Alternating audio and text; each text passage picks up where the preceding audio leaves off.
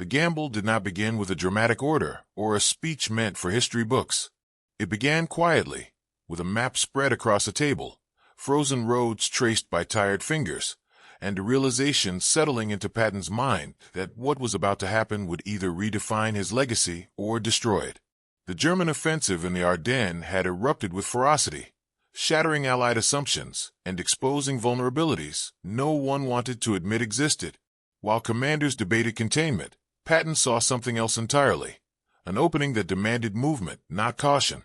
At that moment, the Third Army was driving east, committed to an offensive that had consumed weeks of planning. Turning it north was not a simple adjustment.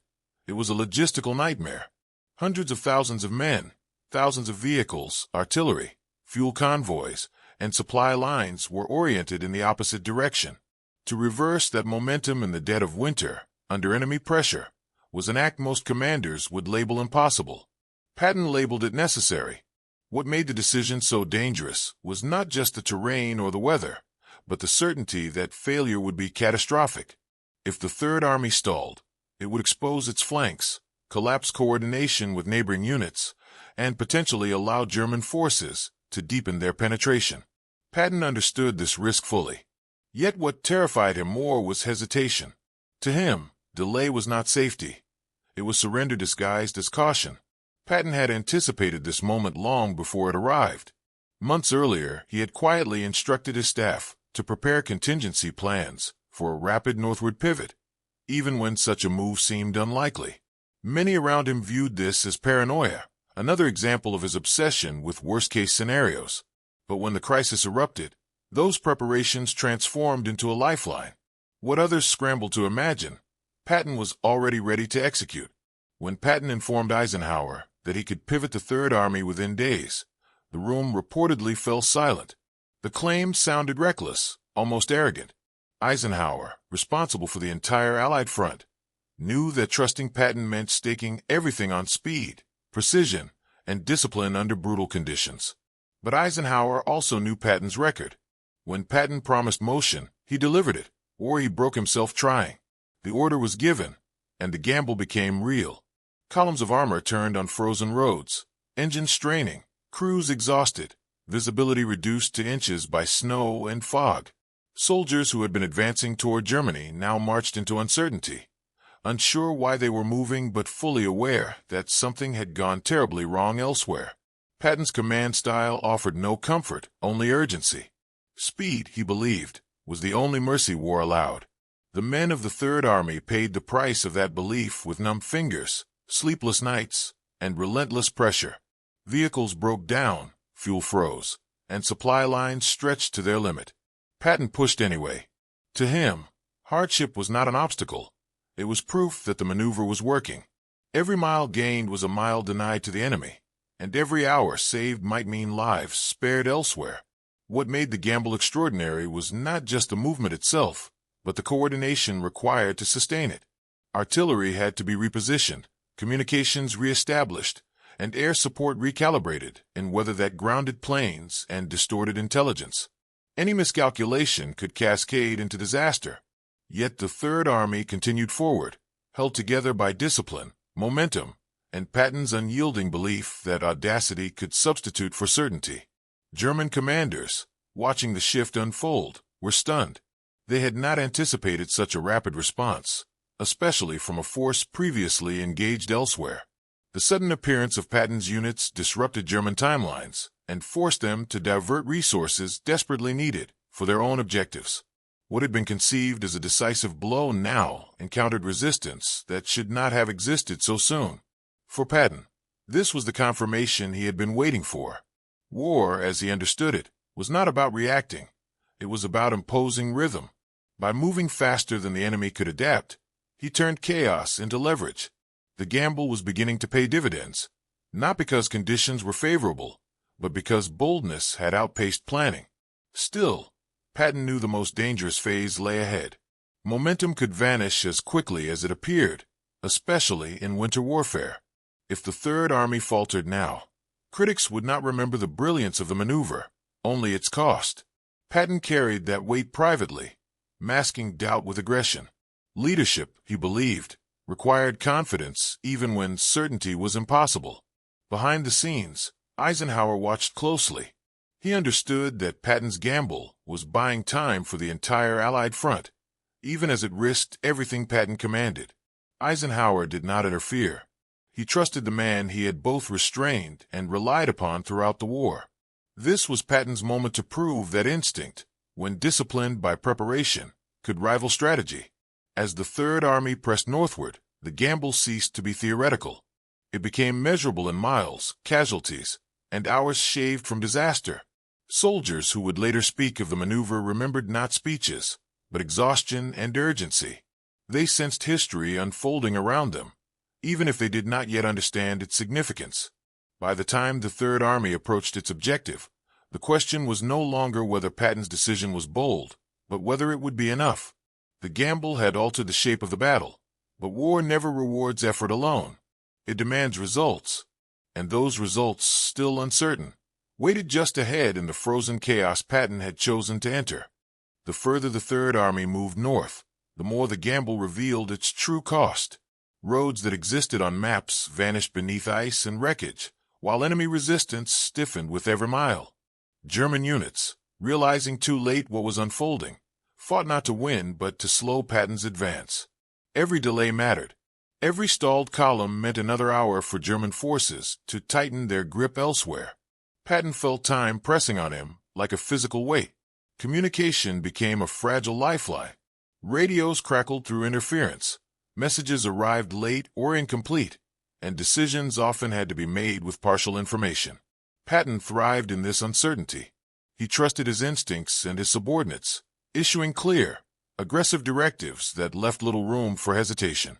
To those under his command, it felt less like chaos and more like a relentless current pulling them forward. The weather showed no mercy.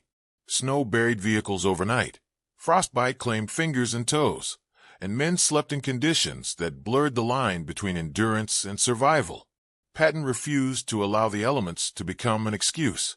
He reminded his commanders that the enemy was suffering the same cold, the same exhaustion, and that whoever moved faster would suffer less in the end. It was a harsh logic, but one forged by years of war. As casualties mounted, criticism followed. Some officers questioned whether the speed Patton demanded was sustainable, or even humane. Patton listened, but he did not relent. He believed that prolonging the fight would only multiply suffering. In his mind, decisive action, no matter how painful in the moment, was the most compassionate path through violence. The Third Army's advance began to collide directly with German defensive positions dug deep into villages and forests. These were not symbolic obstacles. They were lethal traps designed to bleed advancing forces dry. Patton ordered bypasses where possible, flanking maneuvers where necessary, and frontal assaults only when unavoidable. His style was not reckless destruction, but calculated aggression shaped by urgency. German commanders now understood they were facing Patton himself. Reports filtered upward, describing American units that refused to pause, that attacked through snowstorms, and that appeared where intelligence said they should not be. Morale on the German side began to fracture, not because they were losing ground rapidly, but because the pace of the attack denied them any sense of control. War, Patton believed, was as much psychological as physical. Inside the Third Army, exhaustion was matched by grim determination. Soldiers sensed they were part of something larger than survival. They did not know the full strategic picture, but they knew they were racing against disaster. Patton's presence, sometimes distant, sometimes sharply felt through orders, gave the campaign a singular focus: move, adapt, overcome. Behind closed doors, Eisenhower monitored casualty reports and supply requests with growing concern. The gamble was working, but it was consuming resources at an alarming rate. Eisenhower understood the paradox Patton embodied. The very intensity that made him indispensable also made him dangerous if unchecked. Yet now, interference would be more dangerous than trust. The turning point approached not with celebration, but with mounting resistance. German units, cornered and desperate, fought with the knowledge that retreat was no longer an option. The Third Army encountered some of the fiercest engagements of the campaign, Battles fought yard by yard in frozen towns, where civilians hid and soldiers died, without ever seeing the full shape of the war around them. Patton's orders grew sharper, more precise. He adjusted tactics in real time, shifting forces, reinforcing breakthroughs, and abandoning stalled approaches without sentiment. His ability to detach emotionally from individual engagements allowed him to see the larger pattern. Victory, to him, was not about holding ground. It was about breaking momentum. Still, doubt crept in during rare, quiet moments. Patton knew history would not judge intentions, only outcomes. If relief arrived too late, if the gamble failed by hours instead of days, everything he had done would be recast as hubris. He carried that burden alone, masking it behind confidence because leadership, in his view, demanded certainty even when none existed. As the Third Army pushed closer to its objective, the scope of the gamble became undeniable. What had begun as a daring maneuver was now the central force reshaping the battle. Allied commanders who had once questioned Patton's claims now relied on his progress. The responsibility weighed heavily, but Patton welcomed it. He had always believed he was meant for moments like this. For the soldiers advancing through snow and fire, the meaning of the gamble was simpler. Survival depended on movement. Stopping meant freezing, being overrun, or losing comrades to unseen artillery. Forward motion, no matter how dangerous, offered purpose. In that sense, Patton's philosophy aligned brutally with reality. By the time the Third Army neared its breaking point, the gamble had already altered the course of the campaign. Whether it would culminate in triumph or tragedy remained unclear. War rarely reveals its verdict early. But one truth had already emerged. Hesitation would have been fatal, and boldness, however costly, had given hope a chance to survive. By the time the Third Army reached the outer edges of its objective, the gamble had stripped away any illusion of control. What remained was pressure, unrelenting and merciless. German resistance hardened into desperation, and every advance was paid for in blood and exhaustion. Patton understood that the final phase of the maneuver would be the most dangerous, not because of enemy strength alone, but because fatigue dulls judgment, and war punishes hesitation without mercy. Supply lines, stretched thin by speed and distance, began to falter. Fuel shortages threatened to immobilize armored units, just as they were needed most. Ammunition arrived late or in insufficient quantities. Patton reacted with ruthless prioritization, diverting resources to points of maximum impact and accepting risk elsewhere. It was a calculated imbalance, one that assumed success would compensate for vulnerability. Failure, he knew, would expose everything. The human cost became impossible to ignore. Soldiers fought through frostbite, trench foot, and sleeplessness that blurred reality. Medics worked without pause, triaging wounds in conditions that defied endurance. Patton rarely visited the front lines during this phase, not out of detachment, but because command demanded distance. He could not afford to be consumed by individual suffering when entire formations depended on his clarity. German commanders, sensing the narrowing window, committed their remaining reserves. These counterattacks were not meant to win, only to delay. Every hour gained by the Germans was an hour denied to the Allies elsewhere. Patton recognized the tactic immediately and responded with speed rather than brute force, bypassing resistance where possible and striking weak points with concentrated violence. Momentum, he believed, was the only antidote to attrition. As engagements intensified, coordination with neighboring Allied units became critical. Any misalignment could fracture the advance and isolate elements of the Third Army. Patton demanded constant updates, pressing subordinates to communicate even when conditions made it difficult. His intolerance for ambiguity during this phase was not arrogance. It was survival instinct sharpened by experience. Eisenhower, watching events unfold, faced a dilemma of his own. Intervening now could disrupt the fragile balance Patton had created. Doing nothing risked catastrophe if the gamble collapsed. Eisenhower chose restraint, trusting that Patton's instincts, so often problematic in political matters, were unmatched in moments of operational crisis. It was a quiet act of faith, one forged by years of shared command. Inside the Third Army, morale existed in a strange duality. Exhaustion was overwhelming, yet belief persisted. Soldiers sensed that their movement mattered beyond their immediate surroundings. They were no longer just reacting to the enemy. They were shaping the battle. This awareness, fragile but powerful, sustained them when physical strength failed. The terrain offered no relief. Forests concealed enemy positions, villages became fortresses, and roads turned into killing zones under artillery fire. Patton adapted continuously, abandoning rigid plans in favor of fluid objectives. His orders emphasized intent rather than method, trusting commanders on the ground to exploit opportunities as they appeared. This flexibility, risky under normal circumstances, proved essential under pressure. Time compressed. Decisions that would normally take hours were made in minutes. Patton's headquarters became a crucible of rapid calculations, imperfect intelligence, and irreversible choices. There was no room for second-guessing. Every order sent forward carried consequences that could not be recalled. As the Third Army pushed through the final resistance, the scale of what had been attempted became unmistakable. Entire divisions had been redirected, sustained, and coordinated under conditions that should have made movement impossible. What critics once dismissed as bravado now stood as evidence of preparation meeting opportunity. The gamble was no longer theoretical. It was unfolding in real time. Yet victory remained elusive.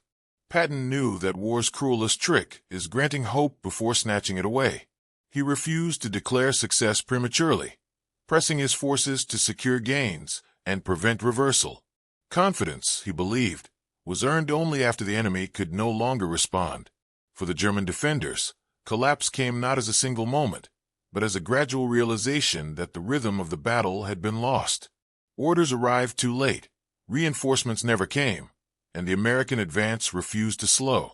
Patton's strategy had denied them the one thing they needed most, time. As resistance weakened, the Third Army finally reached the point where relief could be delivered and pressure eased elsewhere along the front. The gamble had achieved its immediate objective, but Patton did not celebrate. He understood that success in war is measured not by survival alone, but by what follows. What remained was the reckoning, casualties counted, equipment assessed, decisions reviewed. Patton accepted this without defense. He had gambled because he believed the cost of inaction would have been greater. Whether history would agree was no longer in his control. As the guns fell quieter and movement slowed, the Third Army stood exhausted but intact. The gamble had not broken them. Instead, it had revealed the limits of what was thought possible. And in doing so, it reshaped not only the battle, but Patton's legacy, one defined not by caution, but by the willingness to act when others hesitated. When the immediate crisis passed, the silence that followed felt heavier than the fighting itself. The Third Army slowed, not because it lacked strength, but because the momentum that had driven it forward was no longer demanded by desperation. Soldiers who had lived on urgency now had time to feel what their bodies had endured. The cold lingered in their bones, exhaustion settled into memory, and the cost of the gamble revealed itself in rows of wounded and names that would never answer roll call again. Patton walked through this aftermath with a complexity few around him fully understood. Publicly, he remained composed, focused on readiness and discipline. Privately, the weight of command pressed deeply. He had always accepted casualties as an unavoidable truth of war, but acceptance did not mean indifference. The gamble had worked, but it had demanded payment, and Patton knew that leadership meant carrying that debt silently. Reports began to circulate through Allied command, analyzing the maneuver in measured language. Timelines were reconstructed, decisions dissected, risks recalculated with the benefit of hindsight. What once seemed reckless now appeared visionary. What had been doubted was reframed as foresight. Yet Patton understood that this transformation in perception was fragile. Success forgives what failure never would have. Eisenhower's assessment was deliberate and restrained. He acknowledged the maneuver as decisive, even brilliant, but avoided glorifying it as a model to be casually repeated. Eisenhower knew that Patton's gamble succeeded because it rested on preparation, discipline, and a commander uniquely suited to act under pressure. Detached from those conditions, such audacity could easily become catastrophe. Praise, therefore, was measured, not exuberant. Among the soldiers, the story spread differently. They remembered the march through frozen roads, the confusion, the fear, and the sense that stopping was not an option. Many would later say, they did not fully understand the significance of what they were doing at the time. They only knew that their movement mattered, and that belief carried them through conditions that should have broken them. German accounts, written after the war, confirmed what Patton had always believed. The sudden appearance and relentless advance of the Third Army disrupted plans beyond recovery. It was not just the force of the attack that mattered, but its timing. The gamble denied German commanders the space to adapt, forcing them into reactive decisions that compounded their collapse. Speed, once again, had rewritten the battlefield. For Patton, this episode crystallized his philosophy of war more clearly than any victory speech ever could. He believed that war punished hesitation more severely than error.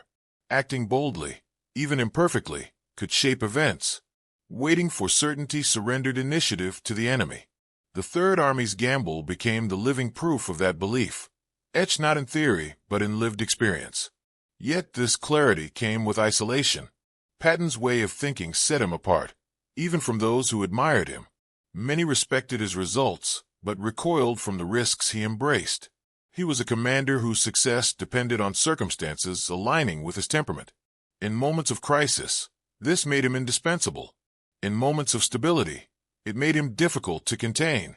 As the war moved toward its conclusion, the gamble faded from headlines, but not from consequence.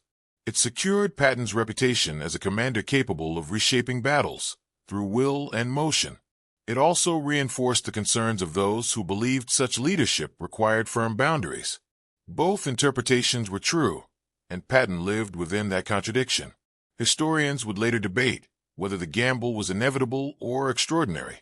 Some argued that any competent commander would have acted similarly. Others insisted that few would have dared, and fewer still could have succeeded. What remained undisputed was that the Third Army's maneuver altered the trajectory of the campaign at a moment when failure would have been catastrophic. For Patton himself, there was no sense of final triumph. War, to him, was not about moments but about momentum. The gamble was simply what the moment demanded. He did not see himself as heroic for taking the risk, only responsible for recognizing it.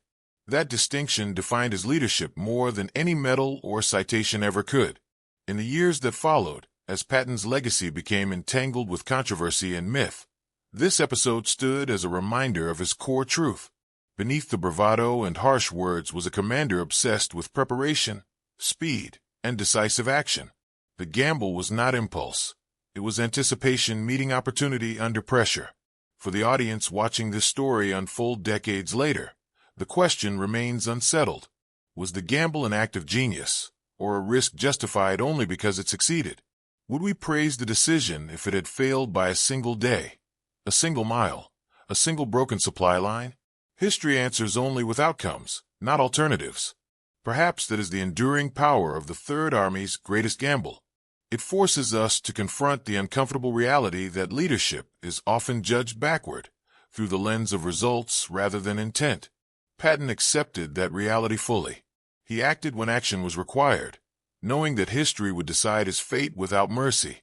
And in that frozen winter, when hesitation could have unraveled everything, he chose movement over fear. The gamble did not make Patton who he was. It revealed him, a commander willing to stake everything on the belief that decisive action, taken at the right moment, can bend history itself.